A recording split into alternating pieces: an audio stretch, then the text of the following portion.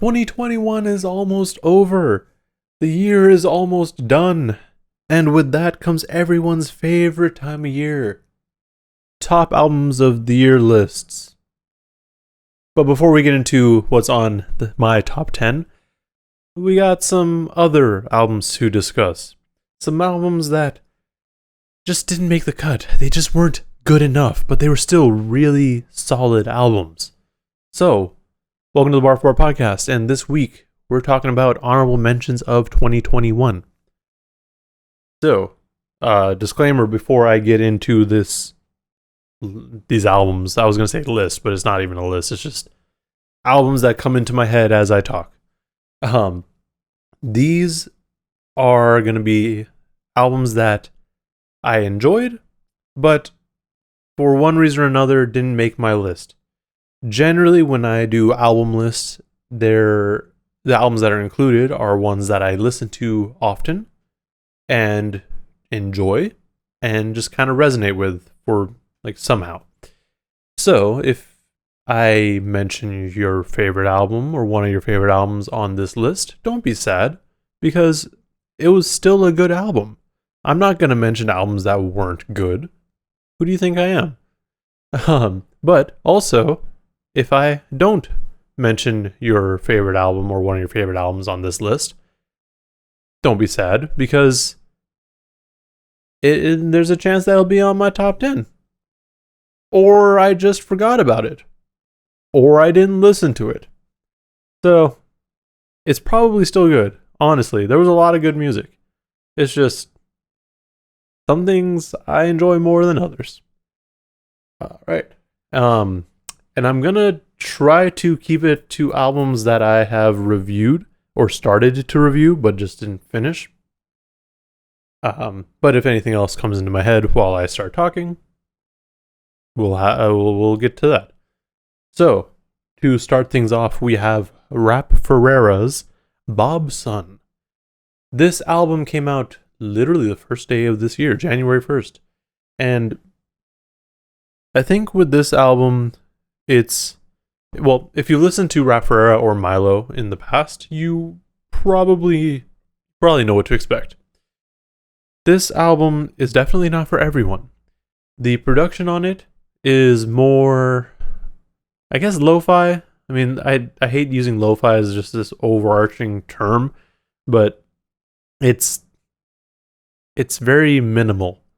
I think the album was listed, or someone said that it's bedroom rap, and I think the reasoning for that is that it's pretty chill.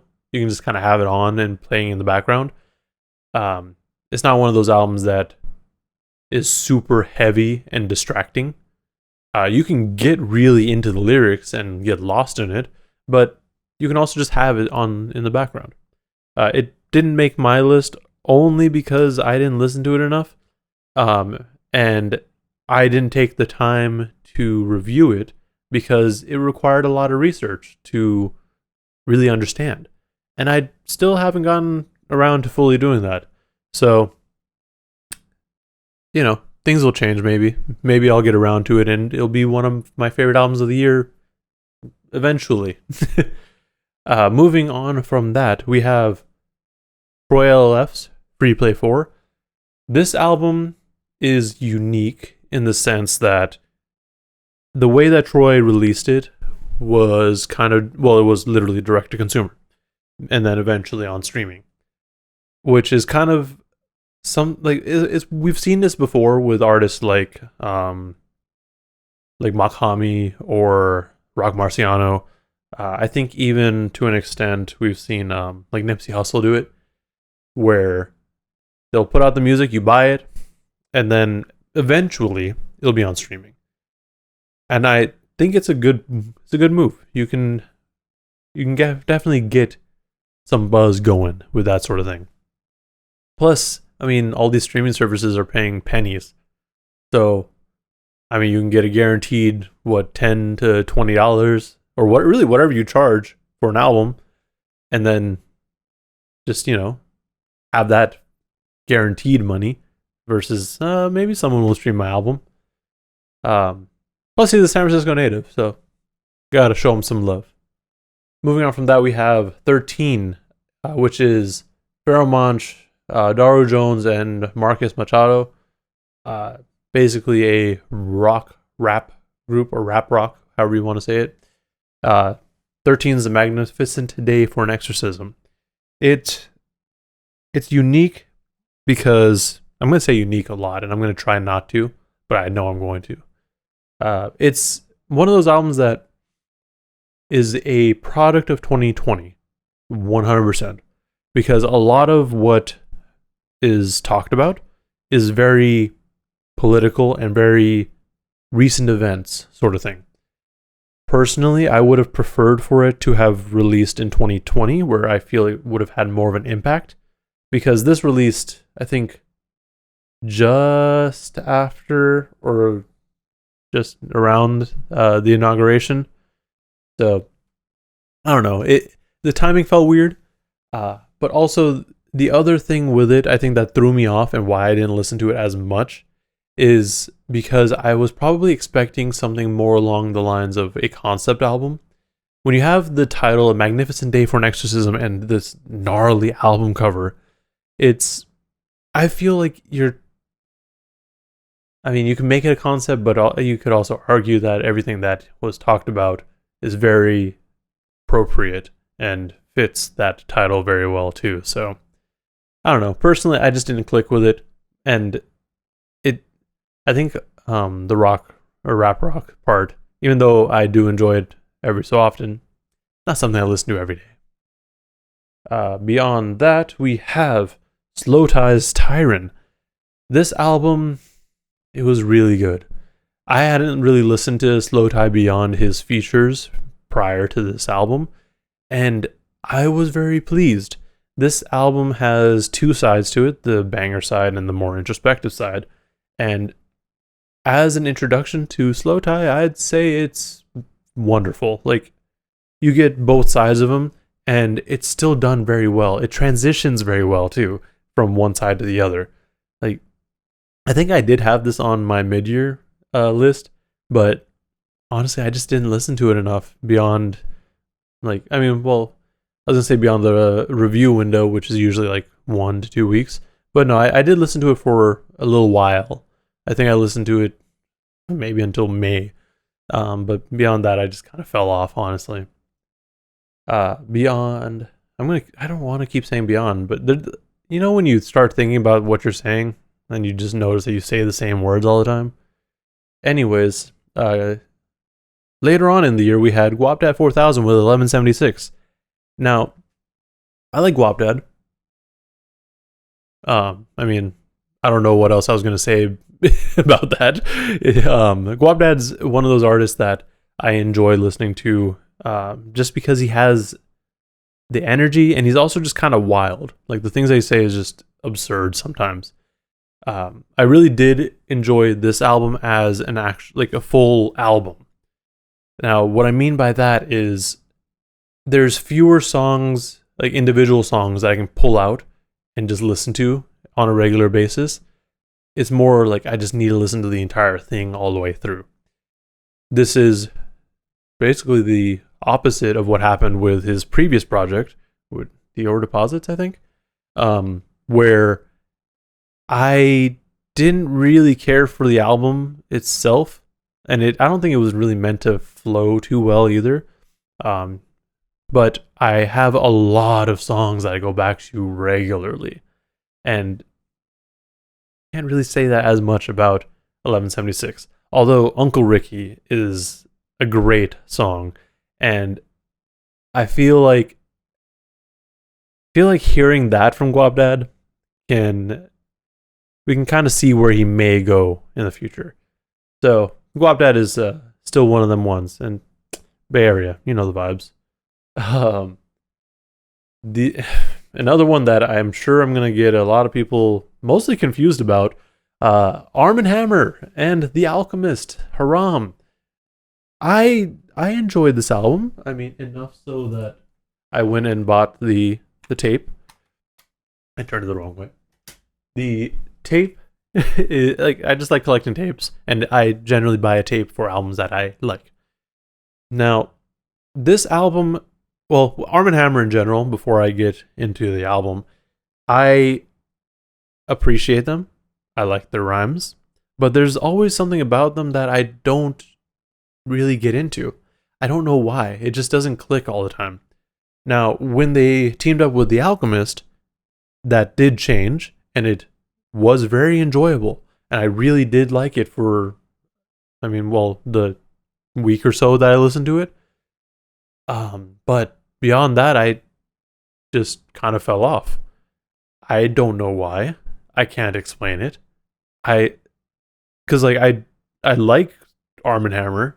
I like them individually. I like everyone involved. I don't know. I do know that this album is going to be on a lot of my colleagues' lists, so they'll probably be upset. Moving on. Yeah, I guess we're there. D. Bledsoe, Stargazer Gospel. So DB dropped this album in April, and it was enjoyable. And I did get an early listen to it. So I had a little bit longer than some others to listen and process it. And I don't know. I don't know. Like, I did enjoy it. And there's songs that I can remember, but it just wasn't as good as Project Enrichment for me. And Project Enrichment was so good. And I think I've said this before. If it hadn't come out so late in the year, it would have been on my top 10 last year. It was a very dope album. But Stargaze Gospel, it's a good album. I don't know. Yeah, I don't know what else to say about it. Like, it was a good album. And I enjoyed like tracks like Green Molly and Full Moon or Broadway. Like, those were dope songs, and they're songs I can listen to really whenever. But just didn't go back to it enough. Oh, another one that is gonna get some looks. It's Crisis, The Hour of Crisis. Now, if you don't know who Crisis is, he is a producer first, primarily, and also a rapper. This album was very good. And what happens a lot of times when you have a producer is you get essentially what you can think of as compilation albums, where every track is produced by this producer, and he just brings in, or she or they bring in their friends, their colleagues, rappers that they feel would sound good on their beats, and put out that project.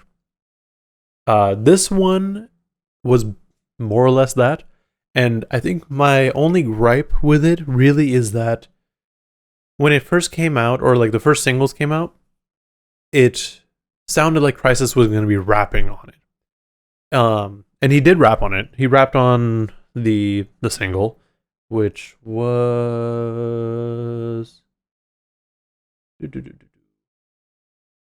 I'm blanking now. But anyways, Never Change. There we go.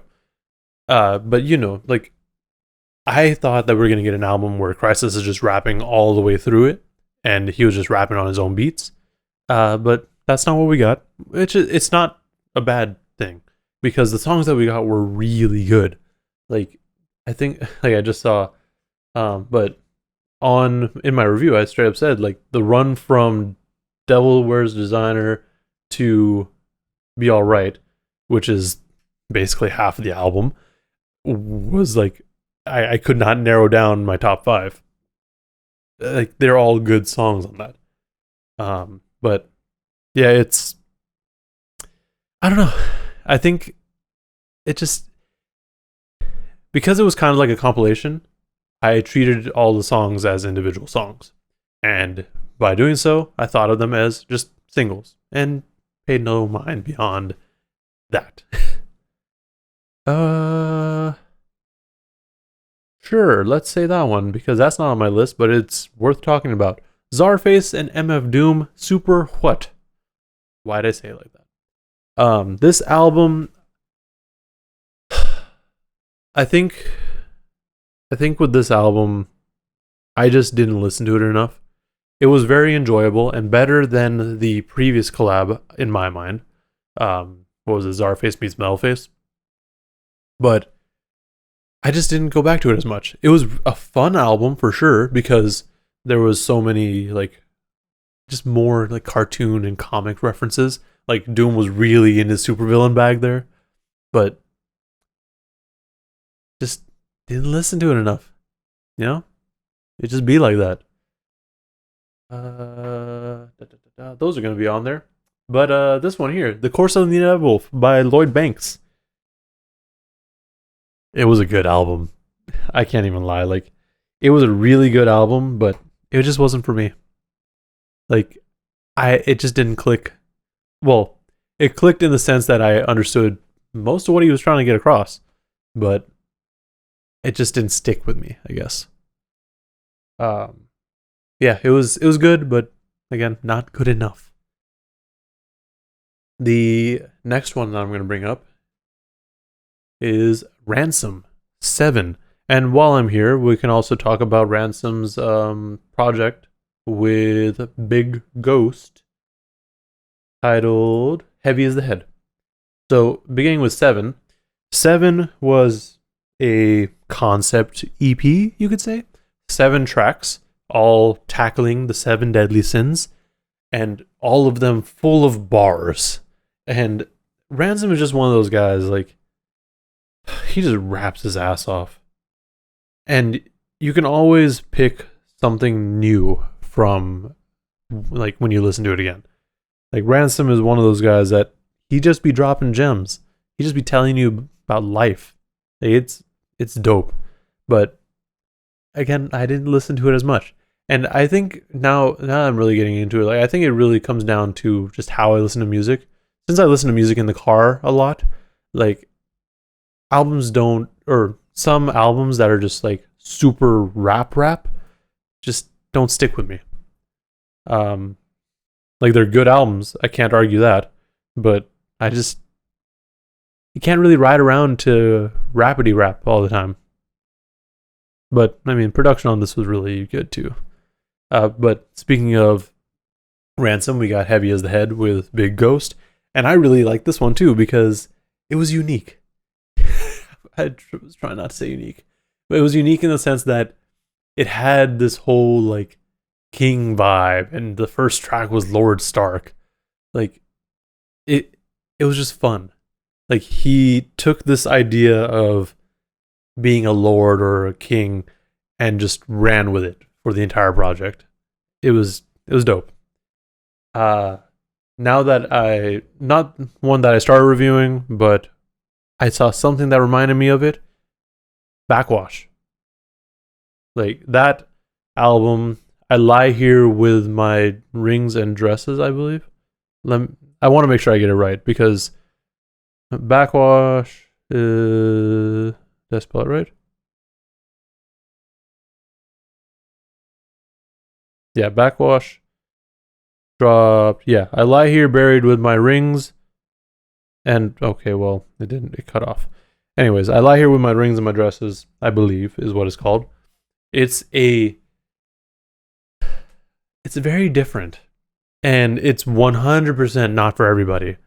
Like, I think the one person that I thought would enjoy it hasn't listened to it yet, so I have no idea like what other people think. I really liked it, but again, not for everyone, and it's also not something that I can listen to all the time.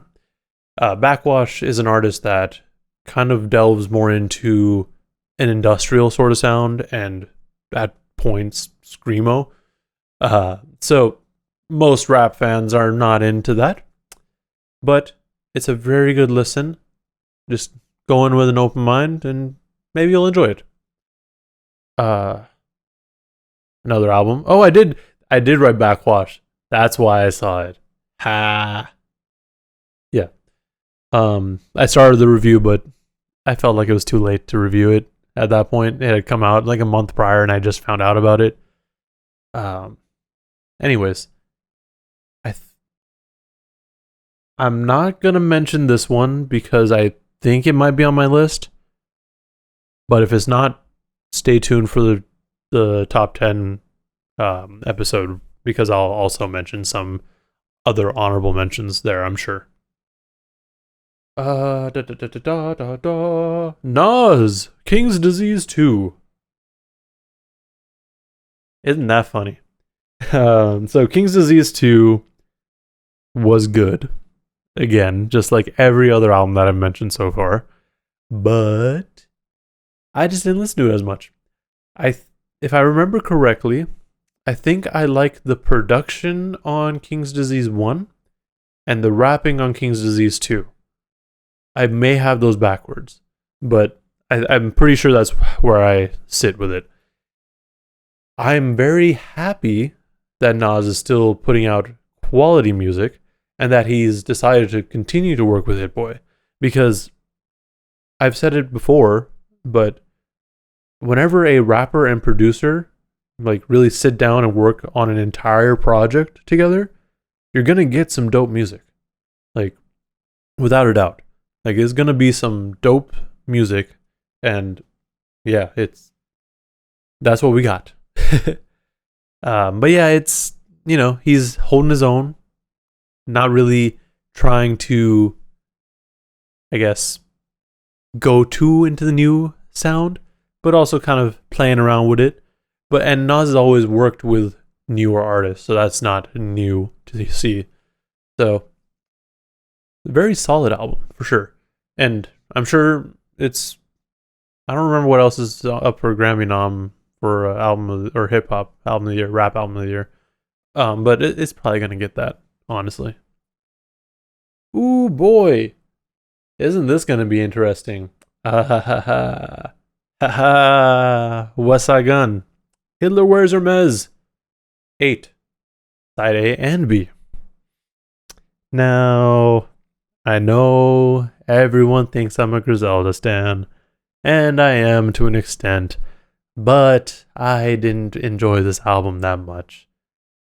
It was very good for what it was and what he was trying to do, but it just didn't stick with me.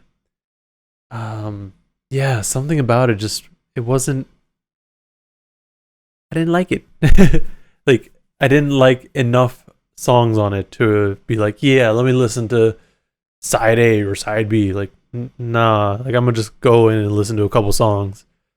Like, so if you aren't aware of how West Side Gun did this and why there's a side A and side B, at least my theory is that with side A, he was trying to, kind of promote his artist and the new signees to Griselda, and that was the whole idea behind it, which everyone was kind of upset about, and they're like, he's barely on this.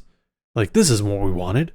And then side B, he goes in and just kind of does his thing, like the normal Hitler Wears Hermes style, like the normal West Side Gun style, where it's primarily him and some friends. Yeah, I mean, going back now, like, there's a few songs on it, but yeah, as an entire project, I don't think it was that, like, I didn't like it as much. Now, another one that might be a shock. I don't know to who, but Kanye West, Donda. Donda was good. I enjoyed it, just like everything else that I've been saying. But I don't know, same thing, just like with Hitler Wears Hermes. Like, it was kind of long. Like, there was a lot of music there. And I guess, the ratio or percentage of songs I really liked to songs I didn't really care about wasn't right. Yeah, it just felt long because with Donda especially, like, it kind of felt like there was peaks and valleys. Like, I really liked at the beginning, then it kind of fell off, and then came back up, and then just fell. Like, it just wasn't. I didn't like it as much. It was good. It was very solid for sure, and it's one of the better Kanye albums we've gotten recently. But not the best. Like not one of my favorite albums like of the year. Drake is not on my list. I'm telling you that right now. On any list. I did not enjoy Certified Lover Boy, but I don't like Drake that much. So is that a surprise to anyone? Moving to, because like there's a bunch of albums that I haven't reviewed or even started to review that came out recently that I could probably argue would be on some sort of list. Rick Ross's album, I forgot what it's called now, but it's pretty solid. It was enjoyable. God, I gotta find some other words, but it was a good album. A Room Full of Mirrors. I just reviewed that, but it just wasn't. I think it came out too late. Like it's too soon to say that it's on my list. Where is Rick Ross's album? Richer Than I Ever Been. Yeah, it was solid. But again, kind of close. So I don't know where it would be. Cause's Fortunate EP was really good as well. But again, too close to really count it in. Same thing with Boldy James and The Alchemist with Super Tecmo Bow. It was good, but again, I just listened to it this weekend. That's when it came out. But one thing that surprised me was Russ's album, Chomp 2. I just listened to it yesterday, and I enjoyed it because it was a rap album from Russ. But it's still, again, too close to the end of the year to say if it was good or not. One other album that I just remembered that, it was a good album and I really did enjoy it and the review was good is IDK's You See For Yourself. Now, I don't know what exactly about it I didn't enjoy, but maybe it just didn't live up to expectations. Because IDK is one of those artists that really promotes themselves well and says a lot of big things about themselves. So, and they do it in a way that doesn't really get you like, oh no, he's just talking shit. Like you believe him, especially if you really like him and if you're a fan like I am. But I don't know. I guess it just didn't live up to the hype for me. Overall, it was enjoyable. But yeah, I don't go back to it very often. One thing I will say though about that album, because I listened to it again recently, it's mixed very well. And the drums is heavy. But I think that's all I got for this list. Like I mentioned, if your favorite albums were on this list or were not on this list, don't be sad. They're still good albums. You get to like what you like. But if you have any comments regarding what I have mentioned, let me know. Let me know what your thoughts are. Let me know what other albums you enjoyed. And I mean, it's still close enough for me to change my mind and think of other albums that might be on my top 10. So, mention them in the comments below. What's on your top 10? Also, like and subscribe while you're there if you want to see more content and ramblings like this. Yeah. Please stay safe out there.